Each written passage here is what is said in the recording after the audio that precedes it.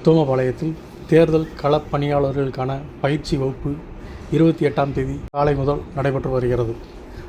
தமிழ்நாடு முழுவதும் தேர்தல் அறிவிக்கப்பட்டு அதற்கான ஆயத்த பணிகள் விறுவிறுப்பாக நடைபெற்று வருகின்ற சூழ்நிலையில் தேனி மாவட்டம் உத்தமபாளையத்தில் தனியார் கல்லூரியில் தேர்தல் களப்பணி ஆற்றும் ஆசிரியர்களுக்கான பயிற்சி வகுப்பு நடைபெற்றது.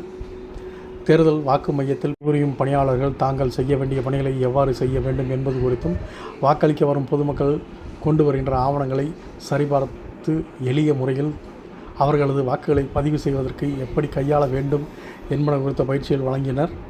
உத்தமபாளையம், கம்பம், சின்னமனூர் வட்டார பகுதிகளில் பணிபுரியும் ஆசிரியர்கள் என 400க்கும் மேற்பட்ட பணியாளர்கள் கலந்து கொண்டனர்.